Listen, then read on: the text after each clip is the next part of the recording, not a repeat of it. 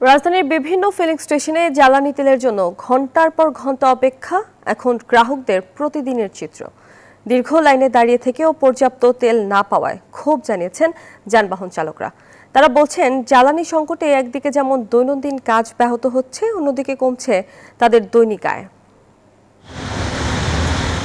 জ্বালানি তেলের আশায় ফিলিং স্টেশনের সামনে সারিবদ্ধভাবে দাঁড়িয়ে থাকা গাড়ির দীর্ঘ লাইন আর চালকদের অপেক্ষার প্রহর। শাহ আলম নামে এক চালক জানান, জ্বালানি তেল নিতে 12 থেকে 16 ঘন্টা, কখনো তারও বেশি সময় অপেক্ষা করতে হচ্ছে। রাত্রে 3:30, 4টা, 5টার দিকে বললো তেল নাই, তো তারপরে আমরা অপেক্ষা করতেছি, দেখি তেলটা কখন আসে। যেহেতু ভাই আমরা জব করি, তো ফ্যামিলি আছে, সব কিছু মেনটেন করে ভাই আমরা তেল শিখে করে তেলের লাইনে সিরিয়ালে দাঁড়িয়ে আছে। দিন পার হচ্ছে, কখন তেল আসবে সেটাও আসলে জানার মতো সিস্টেমও নাই।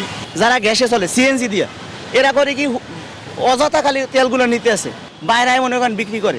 শুধু শাহ আলমই নন, তার মতো শত শত বেসরকারি প্রতিষ্ঠানে পদ্মা সেতু, মেট্রো রেল এবং এলিভেটেড এক্সপ্রেসওয়ে নির্মাণের গর্বিত অংশীদার বসুন্ধরা সিমেন্ট। কর্মরত চালকদেরও একই চিত্র।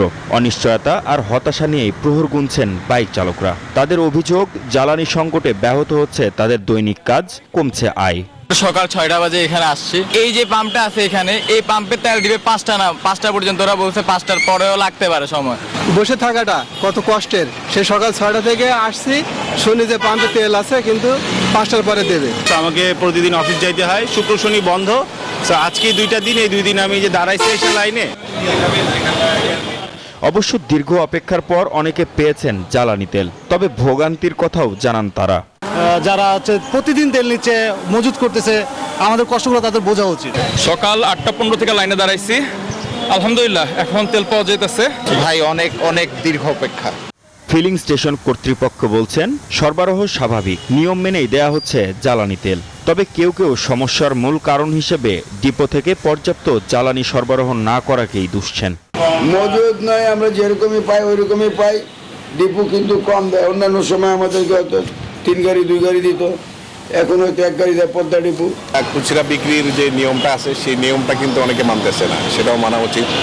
ডিবিসি থেকে একটা পলিসি বলে দিয়েছে আপনার জ্বালানি তেলটা কীভাবে বিক্রি করতে হবে খুচরা পর্যায়ে। ওই জিনিসটা মানলে আমার মনে হয় এত দ্রুত তেলটা শেষ হওয়ার কথা না। দ্রুত সংকট নিরসনে কার্যকর পদক্ষেপ না নিলে এই ভোগান্তি আরও বাড়বে, এমন শঙ্কায় পরিবহন চালকরা। চান সরকারের কঠোর হস্তক্ষেপ। মাহমুদ হাসান, নিউজ 24, ঢাকা।